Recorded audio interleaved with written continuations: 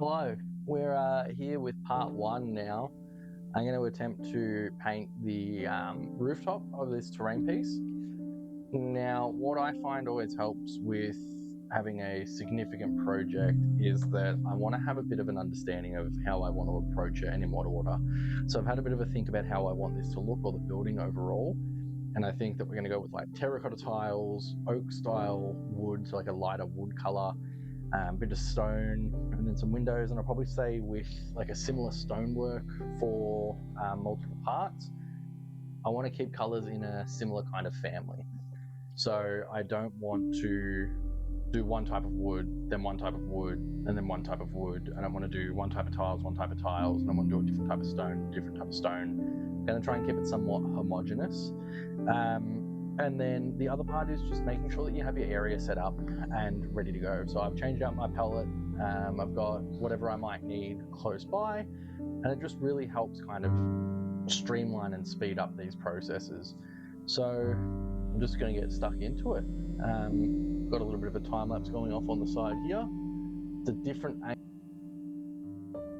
So for this part here, I'm just going through and kind of starting on the tiles. I like to try and work my way from what is essentially dirtiest to cleanest is probably the easiest way to look at it. So like while doing these tiles, I'm going to be making a lot more of a mess with the airbrush than if I was just kind of say, like I wouldn't want to paint the wood and then go through and do all these tiles with all the spray that'll go over them and stuff like that. So we're just going to chuck down our working layers for the tiles first, and then we go into the next steps from there. For this one, I've just made like a terracotta, just kind of going by feel. I think I use like a saturated brown that I've got, like a chocolatey brown, and then chucked a bit of red in it. And then with this next layer, I chucked a bit more orange in, and I'm not actually being as methodical in how I apply this one. I'm more so going in with a bit of a not erratic, but I'm not applying it as consistently. And part of the reason for that is because it's going to help you get a bit of depth and texture when you're looking at what is an organic material. You're not going to have consistency in something that was like man-made or handmade back in these days. I know it's like a fantasy setting, but you're not going to have consistency, right? It's not machine or factory made. So yeah, putting down some discrepancy in your color really helps kind of sell that effect. As we start to get through it, you'll notice it a bit more. Now for the roof, what we're going to be doing is we're going to be going in and adding a bit of texture and depth to it. I'm going to start mimicking the effect that a lot of roofs will commonly have, where they'll have like a growth of kind of moss along the tiles. They get like a buildup of kind of a sooty layer. It's almost like dirt that just kind of collects on the roof, and then you start to get like this moss that grows out of it, and it adds a lot of depth and variety into what would otherwise just be something that's like perpetually orange, right? Or like whatever color you've chosen. So what you want to do for this effect is you just go in and stipple it. I went in and stippled on, like it was a relatively heavy stipple of like a brown, and then I've gone in with what is I'm using as my moss color, like a light grey, and it just helps add a bit to break up that roof a bit further. Then we're going in with the greys. Now the greys for the stonework, I could have added a lot more depth. I could have done some washes. I could have added some tone. I could have gone crazy with it. And I'm a little bit disappointed that I didn't, but I'm also happy that I didn't. This was an incredibly long project, and you need to pick your battles, right? So I went with some neutral greys. I highlighted here and there for where I needed to, and I just kept it simple. A lot of it was done by airbrush, and then I went in and just gave it a bit of a dry brush and a clean up. Even though I didn't put a lot of work into it per se, you can still make it impactful by the choices that you make. So as you can see, I'm going in here and I'm dry brushing a couple of parts. I'm not just going in and doing a uniform dry brush. I'm being a bit heavier in some spots. I'm being a bit lighter in other spots. I'm trying to put some variations of depth into it, just off the colors we're using, rather than like adding washes or tints or anything like that, which is something that I normally like to do.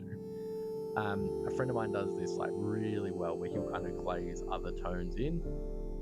An incredible painter, but it takes him a lot longer to paint things.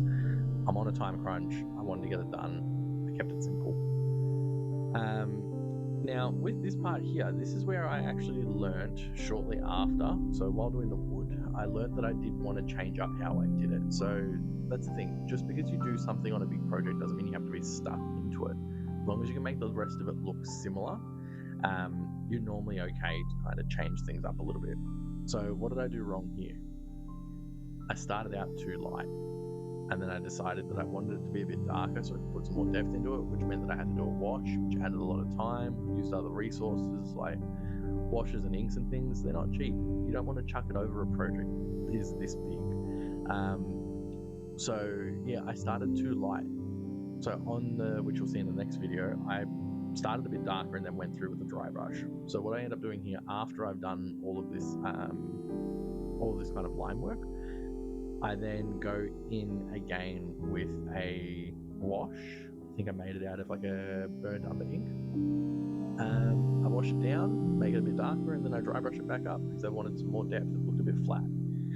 So remembering that you can just sometimes get that depth out of starting darker with your colors, which is one thing that I did on the next parts of the project.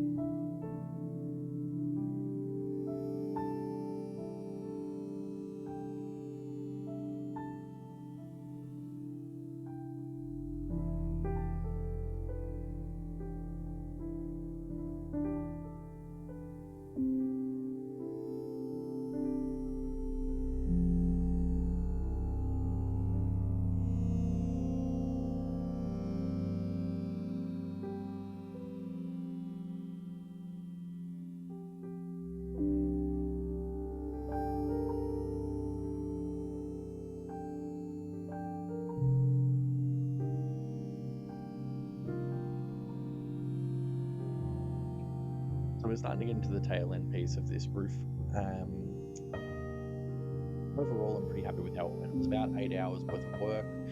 The small colors that we add towards the end here help really break the project up and make it pop a little bit. We've got some blues going in. I've done the alternate color browns on like the other accent pieces of wood.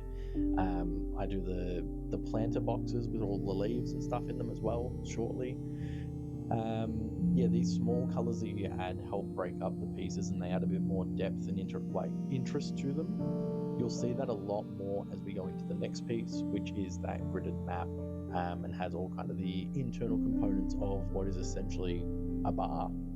But yeah, keep your eyes open for video 2 that'll be out shortly. Thanks. Bye.